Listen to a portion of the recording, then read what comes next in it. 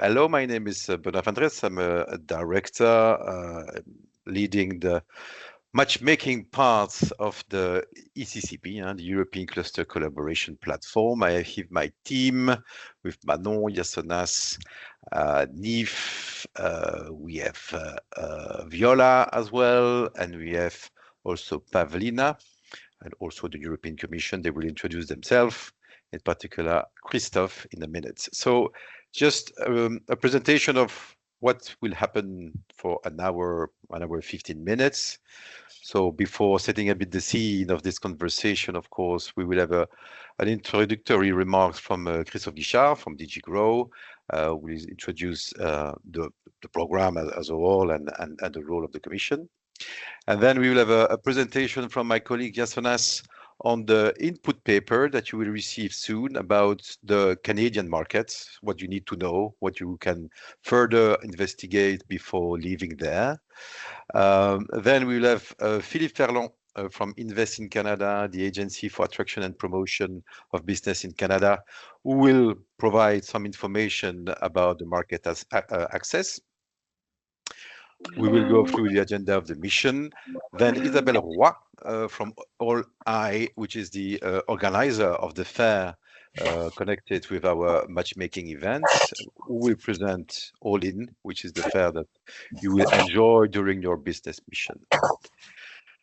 And then we will make a recap on the next steps, and you have an opportunity to raise questions. So this is a bit the agenda for today. So maybe we can jump immediately in some housekeeping rules. So it will last 1 hour 15 minutes, as said, will be recorded and published on the ECCP, on the European Cluster Collaboration Platform. You can use the chat if you want to raise questions or keep them for the end of the session for the Q&A session. So we don't brainstorm while it's registering, the conversation. Okay, let's go. So I will propose Christophe to introduce the topic and the event. Christophe, floor is yours. Thank you, Benoit, and good afternoon, everyone, and good morning to our Canadian friends, actually, because there are some that will join us. I'm Christophe Guichard, Policy Officer in the cluster team of DG Grow of the European Commission, and I'm really pleased to welcome all of you to this webinar in preparation of our upcoming EU-Canada ECCP matchmaking event. So this event is actually the third event we organize in Canada and the second edition at All In Expo in Montreal. We had a first edition in 2024. Today's session shall provide you with a background and practical information you will need to make the most of this opportunity. The focus is on artificial intelligence, quantum technologies, digital technologies. We added also advanced manufacturing focus.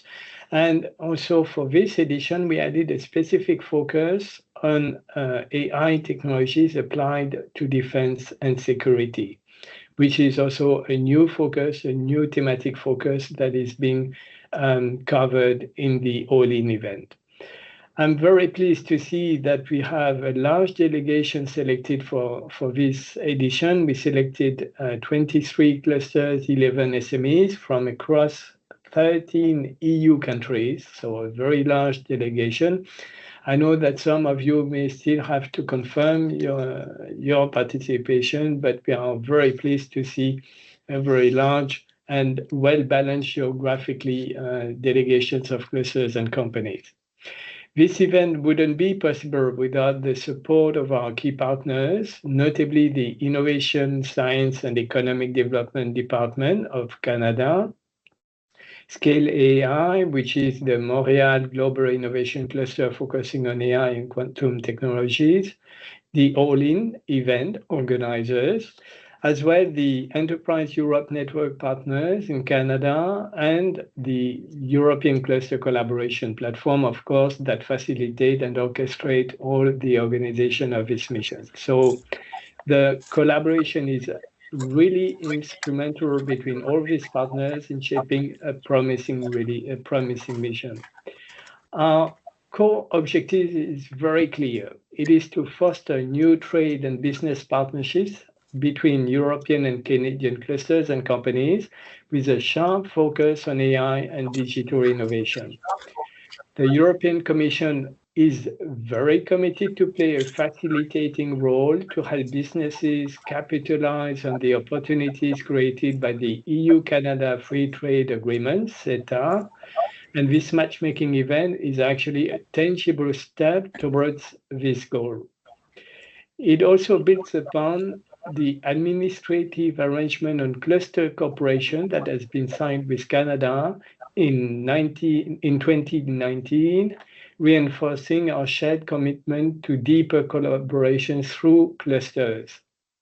Now, following today's session, I strongly encourage you to engage fully prior to the event to prepare well for your matchmaking meetings. And I would like to emphasize that this webinar is just the beginning. Be proactive, identify some relevant partners you would wish to meet and attend. If you have any suggestions, you can always communicate these suggestions to us of relevant partners you would like to meet. And we encourage you also to look at the profiles that will be uploaded from the Canadian partners progressively on the B2Match platform so that you identify quite in advance the different partners you really wish to meet. Thank you all for your participation, and I wish you successful meetings in Montreal. Thank you very much, Christophe. Thank you. Thank you. Okay, let's move on the agenda. So next slide, please, Nish. Shall I take it? So we will now present what you need to know about the economic background, a bit also what Christophe introduced about CETA, what you need to know about the EU-Canadian collaboration, and Yasonas. Floor is yours. Thank you. Good afternoon, everyone, and thank you for joining the workshop. I'm Papadakis Yasonas, part of the ECCP matchmaking team and Deloitte. I'll present the main findings of the draft input paper on EU-Canada cluster policy landscape. So today I'll cover the economic context, Canada's cluster landscape in some detail, and then comparison with the EU approach in the areas where cooperation appears most feasible. Let's delve into it. So starting with Canada's economic profile, Canada's nominal GDP for 2025 stood at 3.24 trillion Canadian dollars, equivalent to around 2 trillion euros, making it the 9th largest economy globally. So the sector breakdown on the right tells us that Canada is a service-dominant economy. Real estate alone accounts for 13.2% of GDP, while manufacturing remains substantial at 8.6, around $200 billion. Looking at the bilateral trade relationship, in goods, EU exports to Canada reached about 50 billion euros in 2025, against about 33 billion in imports, while in services the pattern is similar, 30 billion in EU exports against 20 billion in imports. Taken together, bilateral trade in goods and services reached 130 billion in 2025, which is an 80% increase since CETA's provisional application in 2016. Services in particular have nearly doubled over that period, so the trade relationship has grown considerably under CETA, and it provides an economic base on which cluster cooperation could be built. The EU has identified 14 industrial ecosystems, and from the trade flow analysis, the paper identifies 6 where trade volumes and thematic overlap between the two cluster landscapes are largest. On this slide, you can see for each of the 6 areas, the actual trade flow in both directions, what the EU exports to Canada and what it imports. To pick out just a few, digital is by far the largest, driven by nearly 10 billion euros in EU machinery exports. Energy is dominated by Canadian raw materials and minerals fuels flowing into the EU. In health and mobility, the trade runs strongly in the EU favors through pharmaceuticals and vehicles. And in aerospace and defense, it's notable as one of the few areas where trade is substantial in both directions. Turning into Canada's cluster landscape, the central federal instrument is the Global Innovation Clusters Program, which is 5 industry-led clusters selected in 2018, each anchored in a different region. Canada's cluster landscape is therefore easy to navigate, 5 clearly defined clusters, each a national network. The table shows the funding structure, which has been delivered across 2 phases, And for this event in particular, two clusters stand out: Scale AI, anchored in Quebec, which focuses on AI-driven supply chains, and Next Generation Manufacturing in Ontario, the largest by combined funding of $427 million, covering advanced manufacturing. The rest are, of course, digital, protein industries, and ocean supercluster. Each cluster covers a distinct technology domain, and because they operate nationally rather than provisionally, engaging with one gives European partners access to partners across the whole country. On the left of the next slide, nice. Those 5 clusters have more than 11,000 members and a bit less than 800 approved projects. Two important things to note here is that more than half of project partners are SMEs, confirming the program's SMEs orientation. And Quebec, where Montreal is located and when our event will take place, holds a large partner base of around 500 partnerships. Though, as the paper own analysis shows, activity is distributed across all provinces, with each cluster anchored in its home region. On the right, you can see where the program stands against its original targets, with data as of December 2025. In all 4 domains, the reality exceeds the targets. Projects average 5.2 participants. SMEs participation per project stands at 2.7. The leverage ratio of investment, industry to government funding, is 1.6. And memberships has, as said before, well overpassed the initial target with over 11,000 members. The key takeaway here is that the program is delivering beyond its targets and it's strongly SME-oriented, which makes it credible and accessible for European partners and their SMEs. Briefly on the EU side, for comparison, the main difference between the two systems lies in governance rather than the objectives. Where Canada runs a single nationally coordinated program, the EU cluster landscape is decentralized by design. 14 member states run dedicated cluster support schemes, 12 embedded it within broader innovation or regional programs, and 1, Belgium, delegates it entirely to its regions. On top of this sits a supranational layer, the Euroclusters. These are EU-funded cross-border partnerships that bring together cluster organizations from several member states around a shared industrial ecosystem. They support SMEs through joint projects, internalization activities, and cascade funding, meaning that a significant share of their budget is passed on to SMEs through open calls and vouchers. Importantly, they complement national and regional policies rather than replacing them. So unlike Canada, there is no single federal program, but rather a multi-level system operating in EU, national, and regional level. Yes, there. Next slide, please. Thank you. This brings me to the framework underpinning cooperation. Over the past decade, the EU and Canada have built a dense foundation of agreements. Sorry, could you move to the previous slide? Thank you. The EU and Canada have built a dense foundation of agreements that gives cluster cooperation a solid platform to build on. CETA, which is the cornerstone of this relationship and is gradually coming into force since 2017, applies to 4 out of those 6 areas: energy, digital, mobility, and health, where tariffs on machinery, metals, vehicles, and pharmaceuticals have been eliminated. The 2019 arrangement between ISED and DigiGrow provides formal basis for cluster cooperation specifically, and more recently, the partnerships have deepened where it matters most for our priority sectors: the Digital Partnership and Horizon Europe Association on Innovation, the Raw Material Partnership on Critical Minerals, and most recently, the SAFE instrument, under which Canada became the first non-European country to participate in EU defense procurement. Let me close with 3 recommendations for taking this forward, which also functions as a homework for you ahead of September.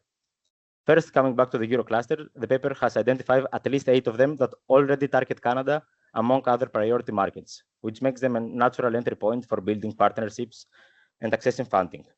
Second, it's worth looking at the previous edition of this event in Montreal 2024. It brought together 21 EU clusters from 13 countries, generated 131 formal and over 320 informal meetings, and led to 86 cooperation cases initiated or established, the majority of them with Canadian partners, of course. The matchmaking proceedings report of that event is publicly available if you would like to look at it further. And if you would like some more homework, some recommended reading to arrive prepared is the ISED program page to understand how the Canadian government initiative is structured and what are the objectives. The 5 clusters' own website to see who the members are and which projects they run. And for the full picture, our input paper on Canada, which will be published soon. Thank you, and we look forward to publishing our paper. Thank you very much, Yasonas, for all this interesting information. Thank you. Of course, you will have the time for reading more in detail when the input paper will be shared. And of course, take your time also to look at the different sources we've presented. I would propose that now we hear what Philippe Ferland would like to explain about the market access for Canada. Philippe Ferland is a market advisor Europe at Invest Canada. Philippe, the floor is yours. Thank you very much, Benoit. It's a pleasure to be here today to present to you all. So yeah, as Benoit mentioned, my name is Philip Ferland. I'm a market advisor at Invest in Canada, the federal government's investment promotion agency. And today I'll talk to you about who we are as an agency, why you should be looking at Canada when it comes to artificial intelligence, quantum computing, and defense. And then I'll go through some key features the country has in regards to all of these different areas. Next slide. So Invest in Canada, we're the federal government's investment promotion agency. We were set up about 8 years ago to give foreign companies a more curated level of service if they're looking to expand into the country. And digital technology is one area where we do tend to support companies. And so if you do have an interest in expanding into the country, please feel free to reach out to me, and then I'll be able to provide services which include advisory services, the ability to kind of navigate the regulatory environment, connections to various different stakeholders, and information on the market, kind of like you're about to see here.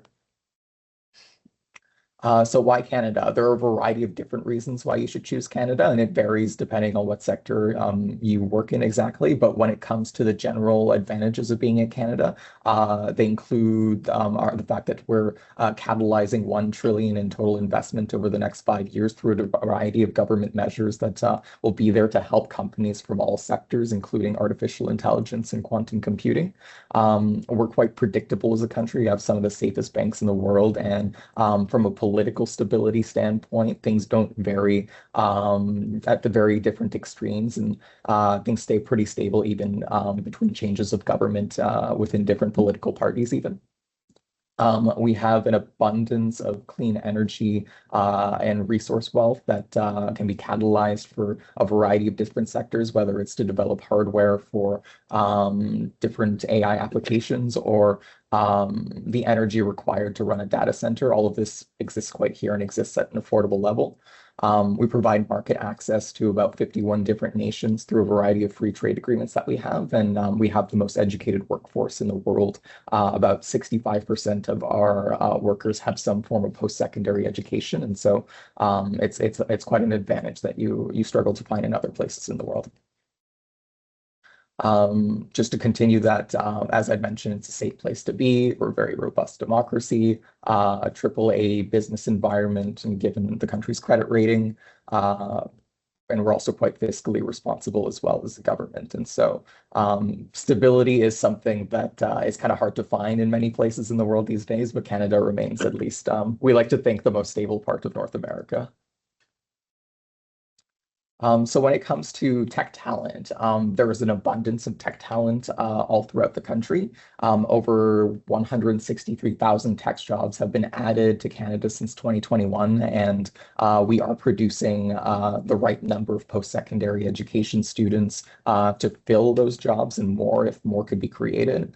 When it comes to the largest tech markets, they tend to be Toronto, Montreal, Vancouver, Ottawa, and Calgary. Some smaller markets include Quebec City, Edmonton, and Waterloo, and small is kind of a relative term here. They're still fairly quite large cities. It's more that in comparison to Toronto, it's not the same size. And then there are what we call the next 25 markets. Halifax, London, and Winnipeg are 3 Canadian cities in North America that are kind of the up-and-coming regions when it comes to tech talent.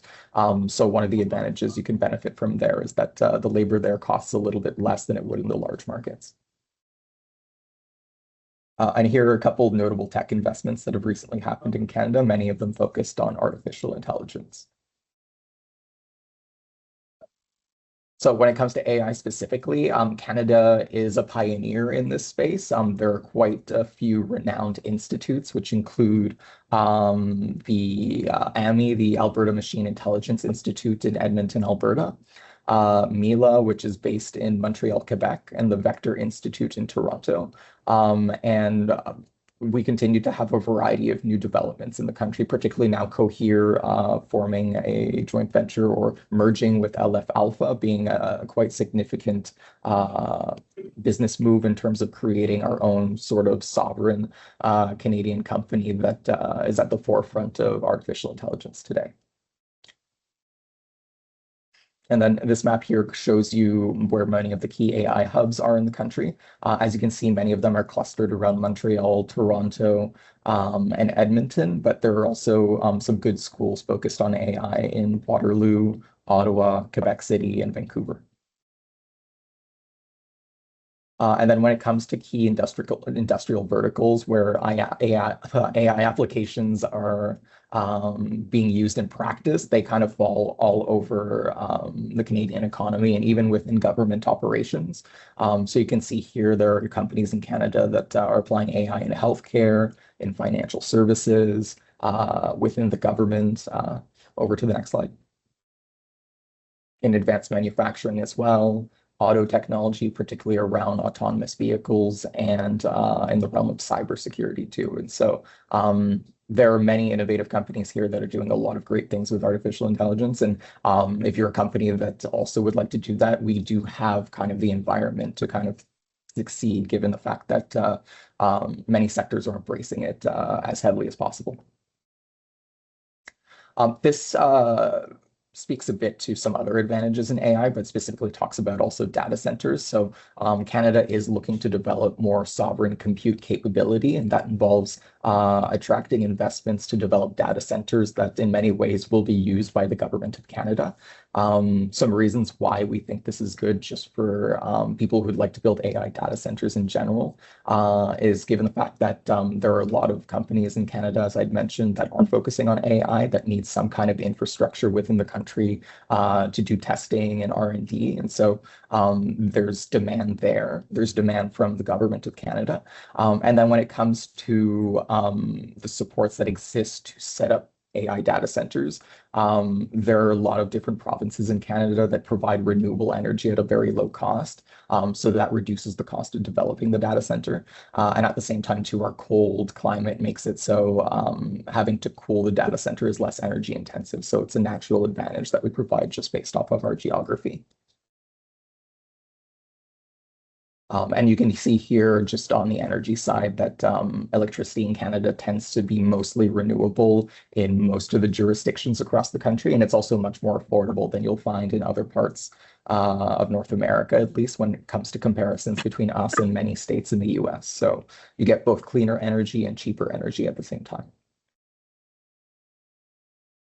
Now, when it comes to quantum computing, this is another area where Canada is at the forefront of the technology, and there are a variety of different universities that are focusing on this as well. They include the University of Sherbrooke, the University of Toronto, the University of Waterloo, the University of Calgary, the University of BC, and Simon Fraser University, also in British Columbia. The government of Canada is keeping a very close eye on quantum technology and looking to really scale up any types of quantum-focused companies that establish themselves here. And so there's been a number of different funding opportunities that have gone out to various different companies, including Nord Quantic, Photonic, and Xanadu Quantum Technologies. And the government of Canada does have a national quantum strategy in place to help guide its own decisions when it comes to how it wants to scale up this sector and commercialize the technology that's being developed. Most recently, last year in December, phase one of a new program called Canadian Quantum Champions was launched, and it's offered up to 92 million to a variety of different quantum computing companies that are here. There may be more phases of this program to come in the future, and so if you're a company focused on quantum computing, it would be worthwhile for you to establish yourself in Canada because you'll be able to access this funding for any type of research or commercialization you'd like to employ. And over here, you can see a variety of investments and announcements that have occurred in the quantum space over the last couple of years as well. Finally, When it comes to the defense sector, this is something that's, as you guys are now focusing on this, it's something that is now a focus to us here within the Government of Canada as well. We have quite a significantly sized defense industry already. About $9.6 billion in GDP and 81,000 jobs rely on the defense sector. And there are activities focused on the defense sector happening all across the country. The implementation of artificial intelligence is something of significant interest to the Government of Canada when it comes to creating more sovereign capabilities in defense. Our new defense industrial strategy targets an increase in defense spending from what was less than 2% of GDP to now 5% of GDP. And part of that defense spending will involve creating more sovereign capabilities when it comes to the technology used by our armed forces, and how we essentially develop and produce other sorts of key technologies that are essential not just to Canada's armed forces, but to our allies in NATO more broadly. A big part essentially is to kind of like build the industrial capacity to arm not just all of Canada, but to arm all of NATO as well. And so when it comes to deploying artificial intelligence, there's a lot of desire in being able to support companies that can do that in the defense sector, particularly when it connects to drones. Drones is one area that the Government of Canada really wants to specialize in. And so there would be funding available to companies that would be able to deploy artificial intelligence within the production of drones, within the drone software itself if needed as well. So it's something that's very much of interest to the Government of Canada at this time. And then we'll jump to the last slide. I know I only have a couple of seconds left. So, oh, sorry, go back one more slide. So in order to help companies that want to be part of the defense sector, either on the procurement side or in terms of deploying their own company here to just have a greater presence within the defense sector, we've also set up what's called the Defense Investment Agency. So it's an agency that's specialized to support companies that want to further integrate themselves within the defense supply chain in Canada. And so if this is something that's of interest to you, it's a connection that we can make to you after this, this discussion, if you choose to reach out to me after this. And with that, that's everything kind of going on in this particular space in Canada. If any of this interests you, please feel free to reach out and I'd be happy to help you out. Thank you very much, Philippe. So side note, we will share, of course, the presentation where you will have all the detail of Philippe, and the good presentation is just did. So please feel free to reach out to Philippe for any further question. Thank you very much, Philippe. Next step, we would like, of course, to focus on the agenda of the mission in itself. You know that the mission will start on the 15th of September with our matchmaking event, and then 16th, 17th of December will the All AI Fair. But we will go now more a bit in detail in the agenda of the mission. So I think it's for you, Manon. Great. So welcome, everybody. So indeed, before delving a bit more into the all-in agenda, we wanted to also to give you a quick overview of the agenda of the mission. So we expect you to arrive on Monday, the 14th of September, so that we can have enough time to really settle in before the program officially begins on the 15th of September.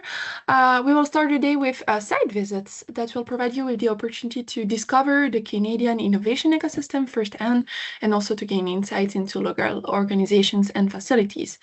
In the afternoon, we will officially kick off the matchmaking activities. The first part of the afternoon will be dedicated to presentations, testimonials from European and Canadian organizations that have already established successful collaborations, and this will provide practical examples of what international cooperation can lead to. There will also be a pitching session before moving into the matchmaking meetings, where we will meet the pre-selected Canadian counterparts. The day will be concluded with a little networking cocktail, offering additional opportunities to build relationships in a more informal setting. The day 2 and 3 of the mission will be dedicated to the All-In Conference, which is one of, as you will understand, Canada's flagship AI event. Throughout both days, you will attend keynote presentation, conference, guided guided visits that will allow you to discover the latest developments while connecting with a much broader ecosystem of companies, researchers, innovation stakeholders.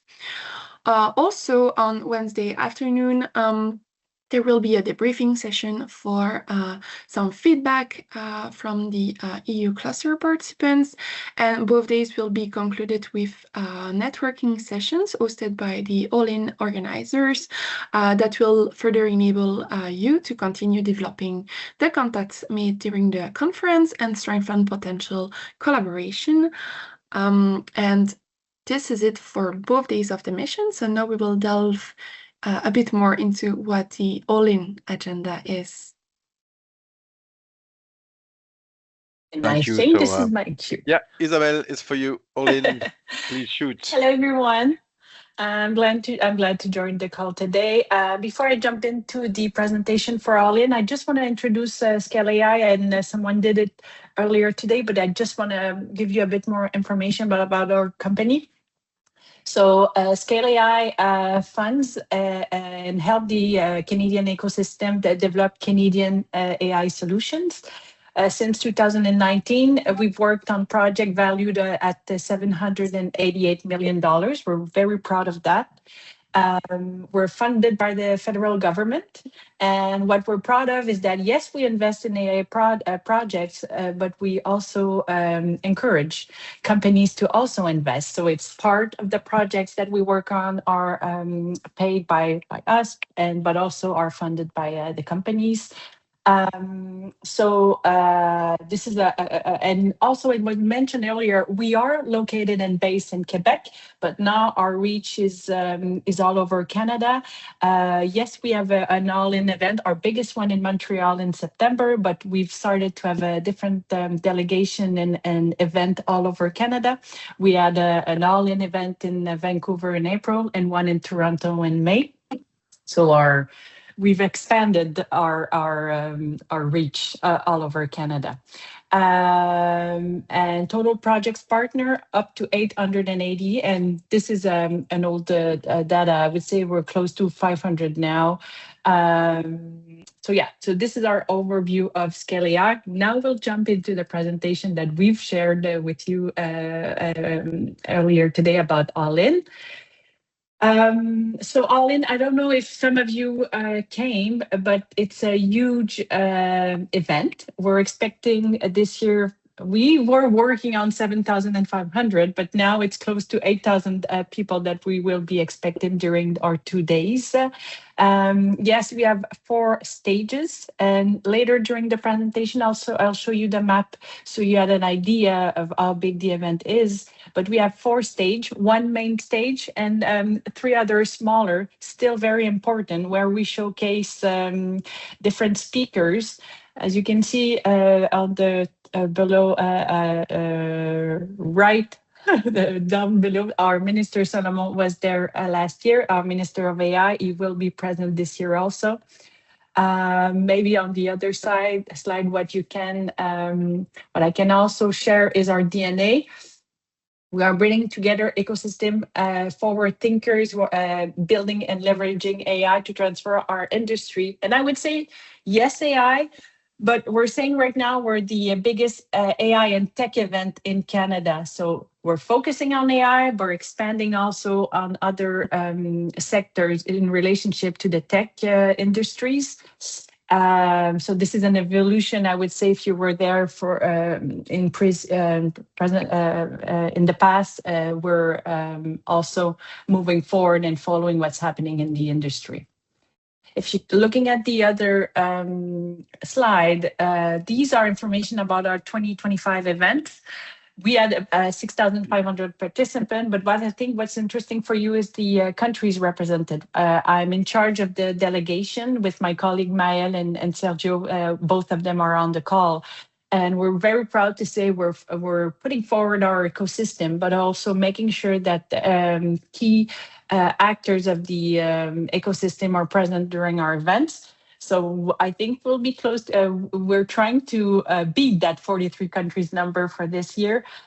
international member of delegation, and those delegations not only includes politicians or government representative, but also companies. And companies, I would say it's a mix of investors or people looking to sell solutions. And also we have a great exposure as far as media, again, having local but also international journalists covering our events. If we're going to the other slide, it shows you the partners we have. The partners were, for us, the partners has different role. Yes, some of them have they have a booth on location, but others are part of activities. I encourage you to follow our LinkedIn page where we share, I would say, daily information about our events. Today, we're launching an AI challenge with our country of honor, Germany. AI challenge is where we call out to the community to find solution and propose solution in line with our team. So again, please follow us on LinkedIn if you're not already, if it's not already done, because the key information are shared there weekly. On the other side, what we're very proud of is the statistics about who's coming. Often when you go to events like All In, you have a lot of people wanting to sell you stuff, but not a lot of adopters. For us, we're very proud to say that we have more adopters, so VP, CEOs, SMEs, professionals at our event. Also, we have providers very proud of what they're selling, but making sure that we have a good mix in our audience. Then we have the partners. I think we can skip to the other slide for the companies. Again, a good mix of small, medium, and large companies, but also research institute. I saw some of your answers. I think you all filled up a form about what your goals for All In and what you're looking for. We have a lot of research institute present. University Mila is our co-organizer, so for sure you'll be able to meet the representative from that research institute, international delegation, as I said, and we have started an investor. We have a sections for startups, so we highlight the 100 best startups that we have each year, so you'll be able to discover more about our startups. And I think it was well explained. There's on the other slide, yes, we're an AI and tech company, but we represent many different industries. Someone spoke about defense earlier. For sure, defense is a hot topic for Canada right now. Our country of honor is Germany. You've all saw recently that we purchased a few submarines from that country. So for sure, we're going to talk about defense, but also media and entertainment, manufacturing, healthcare, energy, finance. Our agenda is not out yet. Our strategy is slowly but surely sharing information. So please, again, if you're on LinkedIn page, you follow us, you'll be able to discover our agenda as we release information in the next few weeks. On the other side, you have information on the media presence. I already explained it to you, so it gives you an overview of our reach. And the next slide, programming. We have information of who was there in 2025. Some of them are coming back. I'm going to say Aidan Gomez is going to be there, but please do not put this on Facebook and don't share this outside of this room. And other key partners and speakers are coming back. Some news. Again, we'll share soon some information about our programming. Sorry, I can't give you the detailed programming. We're still working on it right now, but soon it will be available. And on the presentation, if you click on the links, you'll be able to see detailed programming of last year. It's going to give you a good overview of what's coming for this year as far as scheduling and the kind of topics we cover. On the next slide, what you can see is our tracks for programming this year. AI in society, AI on the frontier. Data, of course, is a big subject. Physical AI, robotics, again, in relationship with the presence of our country of honor, Germany. This is a topic we'll for sure discuss with them on stage, but also applied AI solution and transformation for enterprise using and giving example to the audience of a company that went through transformation, use AI and technology to help them with the process. On the next slide, it's a good resume of information I've already shared to you. So 260 speakers. And as I mentioned, we're very proud to say now that we're Canada's largest AI and tech event. Hopefully one day maybe in North America and even in the world. So we have big ambitions. Already mentioned that Germany is our country of honor. There's plenty of activities that are organized with them. Again, we have an AI challenge today that will be launched in partnership with them. But also they are open to do B2B meetings. If there's anything that you wish for specifically with them, I'm a good point of contact for these introductions.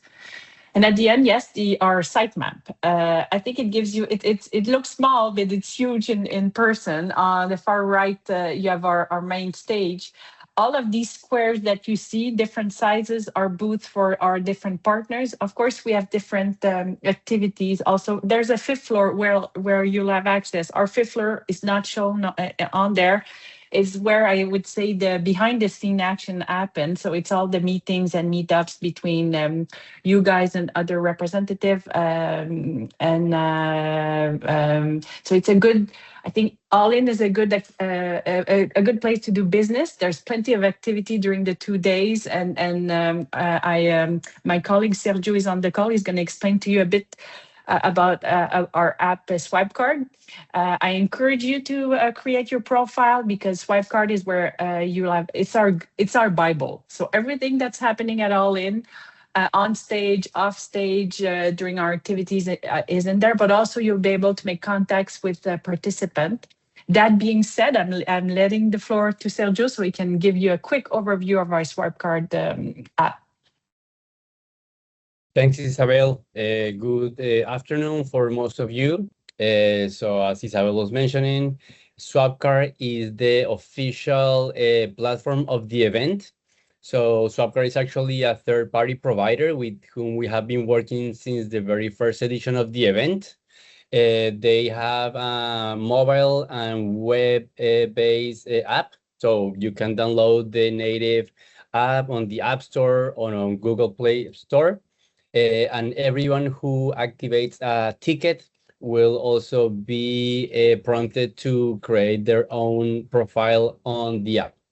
So what I'm going to share with you is my screen, in which we are going to just walk through the web version of the app. Probably most of you will be using the app version, but you'll see that it's very similar. So I hope everyone's seeing my screen right now. At least it seems that that's the case. Yes, we do. Fantastic. So here we have the current 2026 edition of the event. Here I am logging as a participant. As of right now, there is no participants who have actually access to the app. Of course, because I make part of the organization team, I have access, so we can preview certain elements. But at this point, we're only giving access to the partners for them to start working on their pages. And I will explain what does it mean exactly. So this is the homepage. You'll see that there's gonna be basically your little profile, like a little preview. Every individual, of course, can customize everything here: name, title, company, photo, and on your own profile, you'll be able to add much more information, social media links, description, also contact information. That's also one very important thing, is that it's up to the participants' discretion to decide if they want to display and share their own contact information, being, for example, email and phone number. Of course, we are in a B2B event, so most likely participants will display their work email. But if for some reason the individual does not decide to do that, unfortunately, we cannot force that on our end. And so when people log in, they have completed their profile, they access to the homepage of the app. The first two, I'm just gonna make this a tiny little bit bigger. So the first two buttons here is basically, as you can read, it says live forum stage, live Agora stage. These two are our main stages. These are the spaces in which the main speakers and the real official speakers, I'll explain what it means, are actually presenting. There's like panels, there's discussion, there's keynotes. And here it says live because there's an basically a live feed of what is happening on those stages during the event.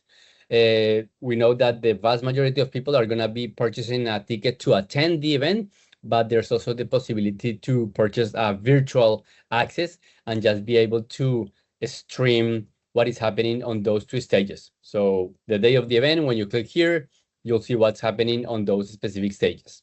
Programming. Of course, this is the section. If I click here, I think there's not really much happening at this point, but I'll show you an example of what looked like in 2025.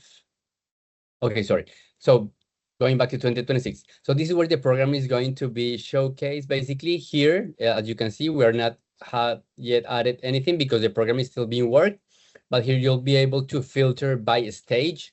The two stages that I mentioned before, you will be able also to filter by day, by time, and there's gonna be much more possibilities on the left-hand menu to filter by topic or by different keywords that you maybe would like to use. Once you see the programming here, you're gonna see who are the speakers, what's the stage, the time, and basically you can click through every result of the programming and see all the additional information that is going to be published.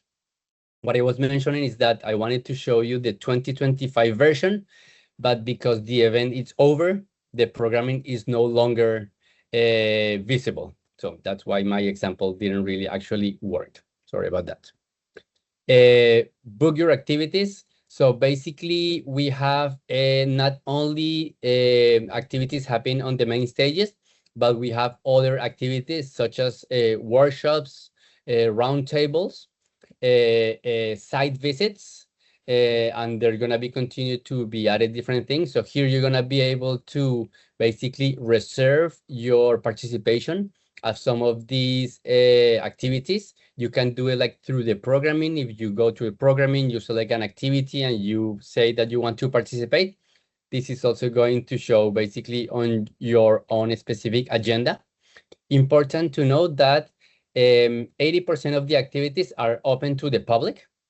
You can certainly, through the Swapcar app, reserve your space, but because these are open activities, we do not necessarily are going to be reserving seats for the participants. So this is more like a feature for people who want to really organize their participation and organize their days, so they know exactly what activities they're gonna be being part. But if you go to, for example, the forum stage, we have I think about 500 or 600 seats. Is really first come, first serve, and most likely there's always the possibility to participate on these main or open activities. Important to note that there are a couple of activities that do have a limited of participants. Those are the workshops. Workshops are up to 100 participants. These are hosted by our partner companies. So this is basically an activity that they host, that they organize. It has a physical limitation of 100 participants. So you can, through the programming, find a workshop that is of your interest. You can reserve your seat. And the day of the activity, if you have reserved your seat, of course, you will be invited to be at the door of the activity. They will check that you have registered and you will be welcome. But as you can imagine, a lot of people will organize their own agendas, and for whatever reason, they decide not to attend, or they just end up doing a different activity. So there's always the possibility to participate in an activity, even if you have not reserved. So there's gonna be a line of people that interest on participating that they have not registered, but our team will basically allow them to access to the activity if there's still like open spaces. Another private activity that has a limitation are the executive roundtables. These are up to 15 participants. Same, our partners who are hosting these activities, they actually do select the people they want to see on these executive roundtables, but the same dynamic happens. If you have been invited and you have confirmed your participation, you arrive at the door, they will give you access. But if for some reason you have seen the activity, you feel that it's something that is interested of you, you are very welcome to come at the activity 10 minutes before, be at the door, express your interest, and it will be up to the host of the activity to grant you access or not. So basically the message is to, we encourage you to identify the activities that you want to be part of it, reserve your seat, but it was really during the event that we encourage you to be before the event, be at the door, and you have reserved, you're very welcome. But if you are interested in being part and if even it's showing as sold out, you can most likely have a seat of the space. Okay, that's for the activities. Then attendees. So this is basically going to be the list of all the participants that are going to be present at the event. Here you do see a lot of individuals, and this is because we have give them access so they can manage their own company pages. So for example, here we see the first person, Maeva. She's actually one of my clients from TELUS. So I have give her access to the platform because she's going to be managing the TELUS page. That's why she's being shown at this point. But as I mentioned, we're going to be giving access to all the participants later in the summer. But this is a good example. So for example, you're interested in connecting with Maeva, you click on her link, you're going to be able to see the information that she wants to show. Of course, she hasn't managed her page yet because she's just focusing on managing the TELUS page, and you can connect with her. You can, once you have connected, send a direct message, maybe express your interest in having like an in-person meeting, or maybe jump on a call before the event. Basically, it's a way to really start preparing your connection, your networking before the event. You're gonna be able to filter the attendees using a left-hand menu. And this is where I'm going to go back to the 2025 edition of the event, because this one is, of course, much more complete in terms of the attendees. Hello, again. So I click on the attendees. Here you can see that it's going to display basically all the actual attendees of the event that we have last year. Here is a mix of individuals, speakers. You can filter the attendees by many different criteria, by interest, by country, province, category. Basically, all these different options that you have here on the left are information that we ask the participants to complete on their form. So we want to know where are they coming from, what type of company do they work for, what are their specific interests on All-in. Are they looking to maybe be a service provider? Are they looking to actually work and manage, for example, a new client? They're looking to do just networking. They're looking to do some investment. So these are the criteria that will really help you to understand who is participating and filter based on your own specific needs. And of course, the list, as you can see, is very big. Last year, we had about 5,000 participants. This year, we're expecting about 7,500. So certainly using these filters is very useful. You can always just use the search box and enter the keyword that you want to use. I'm going to stay here. Maybe we need to yeah, move I think on we're the over agenda time because we have a bit of a time. Oh, okay, yeah, sorry. I'm going to go much quicker. I propose that if somebody has questions about the app, we keep them for the Q&A. Sergio, do you have something central to say before we move on the agenda? Nope, just wanted to say explore the app, click on the different sections. They're very useful.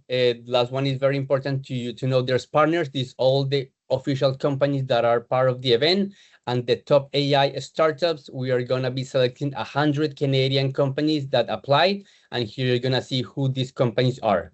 Okay. That's pretty much the main key features of the app. Okay, wonderful. Well, as Sergio said, play with it, test it. And then, of course, we are here as well for helping if we have any question. All right, let's move on the agenda. Thank you, Sergio. Thank you, Isabelle. Manon will walk you through the next steps towards our mission. Manon, floor is yours. Thank you very much. So indeed, now that you've heard a bit more about the mission, the matchmaking activities, as well as the fair, there's a few practical next steps. The first one concerns your ETA. Indeed, all EU citizens traveling by air to Canada needs this electronic travel authorization.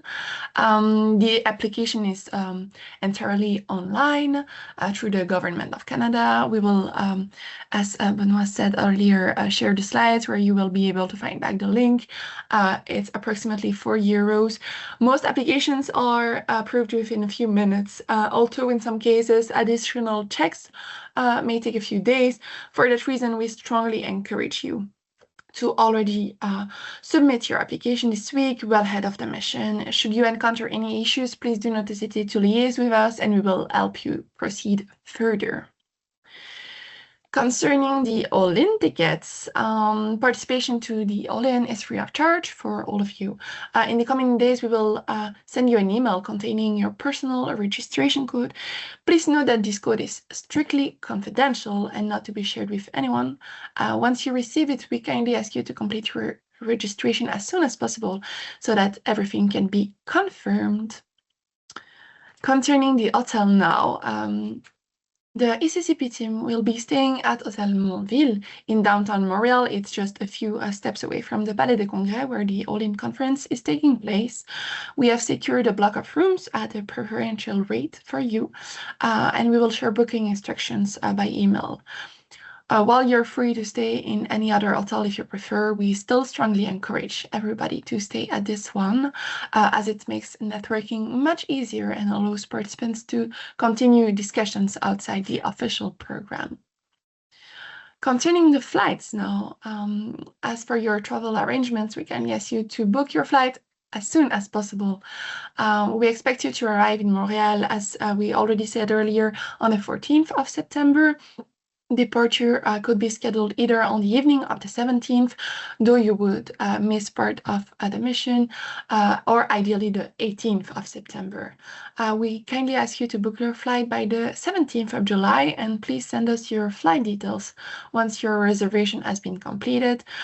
Just a kind reminder that the standard European Commission travel rules do apply for reimbursement eligibility, meaning economy class and the most direct route. Concerning the reimbursements for clusters, this reimbursement scheme applies only to clusters. The first step is that you verify that your travel and accommodation costs are eligible. Your organization should initially cover these expenses, making sure to keep all original invoices. Please also make sure to the extent possible that invoices are issued in the name of the selected cluster. After the mission, you will simply have to complete the reimbursement form that we will share with you and send it together with the supporting document to the ECCP team. The maximum reimbursement available is 1.7K per cluster. And a side note, SMEs have to bear their own cost for travel as well as for accommodation. Concerning now the B2Match platform, because we already discussed about the swap card, which is the Bible of all-in, but this mission has the opportunity to also have its very own Bible, which will be B2Match. It will be your main tool before entering the mission. It is to be used with the swap card. Through the platform, so through B2Match, you will be able to register for the event, browse the participants, request matchmaking meetings, manage your matchmaking schedule. It will also provide you with more practical information, the program, and all useful resources related to the mission. We will, as said, send you the link to the event website as well as to the registration form. If you haven't completed your registration yet, we ask you to do it using the form. Today was dedicated to the preparatory workshop, but we will also have a more technical workshop to get more information about the B2Match and also about swap card, because your profiles will already be created by then. and we will help you out scheduling meetings more effectively. There will also be a time allocated for questions and answers. It will take place the first week of September, and we will share the official stated date very soon. Before concluding, we also would like to draw your attention to another opportunity. There is a call for expression of interest for our EU South Africa matchmaking mission that is now open. The mission will take place in Cape Town from the 17th to the 19th of November alongside the Africa Tech Festival. It focuses on digital technologies, green energy, clean technologies, textile, and transport. Should you or your members be interested, please do apply before the deadline of the 15th of July. Now, so before summarizing the next steps, this slide will be shared with you via the platform as well as in a recap email. So you will therefore have access to the different links and documents. The key milestones over the coming weeks, first is to apply for your ETA as well as to complete your registration on the B2Match platform. By the 17th of July, we will ask you to finalize your flights, hotel booking, and fare registration. In the first week of September, as I just said, we will meet again for the technical workshop to prepare you for the matchmaking activities, and the mission itself will take place from the 15th to the 17th of September in Montreal. We will also share a post-event survey, most probably in January 2027, and we thank you very much for your attention. Thank you very much, Manon. So here is our email address. Again, we will share the slide. You will have all the details, so please feel free to reach out to us if you have any question after this call. Now we have a bit of time for Q&A. So I've seen that there are some questions on the chat, but I see that Sergio provided the answer, and I provided the email address of Philippe Ferland for those who are interested. Do you have any question, ladies and gentlemen? So again, we will have another workshop, more technical on swap cards, B2Match, etc. All the practicalities 1 month before our 2-3 weeks before our event. So to go through them. We are available over the summer. We have always somebody who is not on holiday for her, for him. But if you have questions now, please shoot.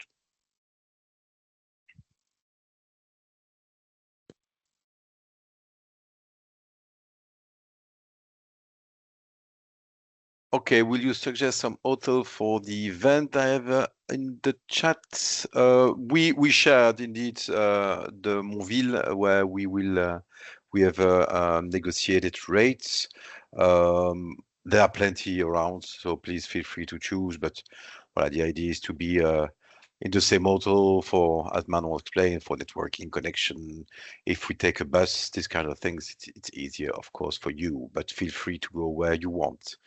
I see that Matthias has his hand raised. Matthias. Yes, a question, because it's not 100% settled if I myself will be representing our cluster, but I see that the ETA needs to be done very fast.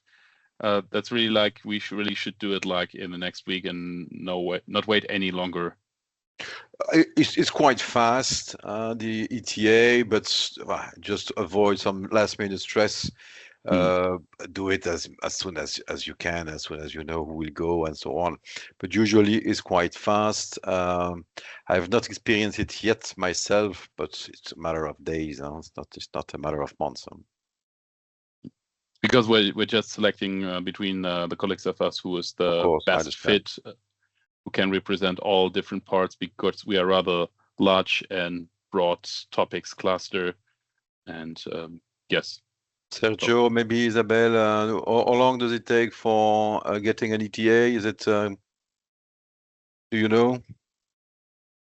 Sorry, for ETA, you know, for application for the ETA, you know, the visa kind of to go to Canada. Is it does it take a days or weeks once requested? Do you know? Yeah, I wouldn't be able to say because it really depends on the individual, the country, and the process. So we will encourage you basically to start the process as soon as possible. That way you can reduce the chances of maybe having some delays.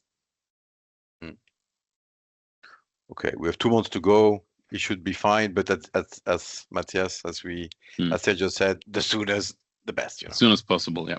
Voilà. Great, thanks a lot. Thank you. Well, so Miguel shared his experience. I already did it on arrival, but depends on the risk profile of the person. Voilà, so it's faster than for some countries, but I would not run the risk. I would not recommend you to do it upon arrival. We will not organize another session like this. It's recorded. We will share it. Monsieur Francesco raising the question. We share the recording, so feel free to look at it. We will networking, dinner, etc. Manon, what's the plan for the side activities? Francesco raised a question on the chat. Yes, so on Thursday after the matchmaking event, there is a networking cocktail with the Canadian counterpart that is organized. Voilà, and then, of course, all in fair, there are plenty of networking sessions, the reception, etc. around. There are certainly a lot of opportunities for that. Luca, I see that you have also your hand raised. Cheers. I only had a very quick question. It emerged also in the chat. Are you expecting small, medium enterprises and clusters to share target sectors of interest or do some scouting of companies so that we can facilitate the matchmaking process? For the day of the matchmaking, we'll have pitching session, we will have a matchmaking session, so we will organize different activities for SMEs and clusters to participate, to discuss, to meet different counterparts at Canadian level. Of course, the fair in itself is a great opportunity for doing that as well. I see, Christophe, you have your hand raised. Maybe you want to add something here? Not on this point, indeed. I think we will have many opportunities of pitching and networking, and then I think you can decide who wish to attend what. Now, I wanted to come back on the point on the networking reception. Indeed, there will be one networking reception at the end of the first day, on the 15th of September, following immediately afterwards the matchmaking session. And in fact, we have invited member states representatives, the trade attachés of member states, and to give them an opportunity also to network informally with you, to meet you, and to discuss also on some cooperation opportunities that could be supported by respective member states. So I think the networking receptions that we foresee at the end of the first day, at the end of the matchmaking sessions, I think will be very important that you attend, because we hope to have quite a number of member states representatives attending. Indeed, thank you very much for adding this information. It's true that it's the opportunity for you to network and to meet also national delegates as well. Matthias, you have also, again, your hands raised. You want to add something else? Getting back to this, that Germany is country of honor. Do you expect or already know that political or representatives from larger companies come? And if you know about this, would like to know if there are some from our state of North Rhine-Westphalia, because then we could connect with them to support this, because we are also what we're doing as a cluster, we're doing this under a contract by 2 state ministries here in North Rhine-Westphalia. And if this was like that, some representative comes, that would be great to align with them. Maybe Isabel, Sergio, do you have a bit more information about how it will happen there? Yeah, Isabel actually had to leave the meeting. She had to jump on a different one. So Germany, we are working actually with the Federal Minister for Digital Transformation. and government modernization. There's going to be an official delegation of governmental members assisting at the event. We don't know if, for example, the minister will be participating. We really hope that he managed to be here. But we still haven't received an official list of German companies or an official list of German delegates that we will be participating. What I can say is that they have a pavilion. On their pavilion, there's going to be a space for 10 German companies that they're going to be part of their delegation. These German companies will have a space. They will be able to showcase their products and their services. We know that there's going to be a mix of companies from the different sectors. Some are going to be also from the education, research, and development sectors. So it's not just private companies, but there's going to be also some related with education and scientific research and development. Once we have received the official list of the companies that are going to be participating, this is going to be information that we will be able to share with partners who are interested in meeting and connecting with the German delegation, but we have not yet had any official confirmation on their end. Yeah, thanks for this, and looking forward for the update on this. For example, I think the Ministry of Digitalization and State Modernization is actually coming from our state, but still not a state ministry, but interesting for us to know. Thanks. Thank you, Matthias. Thank you. Manon, we have questions in the chat as well from Annika. Could you please let me know what costs I should expect as an SME, apart from the flight and accommodation, of course? Apart from the flight and accommodation, these are the only things that will be covered also for the cluster. So it will be your regular private expenses.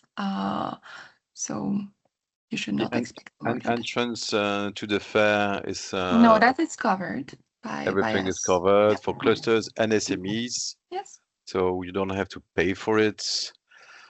It's a gift from All AI event. Thank you for that. Any other questions before we leave? We're approaching the end of our session now. Nope. So I'm really looking forward to meet you all in person. In the meanwhile, we will have another technical, let's say, session for in beginning of September, just before our departure. I will be on the mission with Manon. Pavlina will be also on it, and we'll have also Valentino from the European Commission. So we are really looking forward. Please scan the QR code, visit the ECCP website, follow up on the social media. Please apply to other missions. And thank you very much for your kind attention.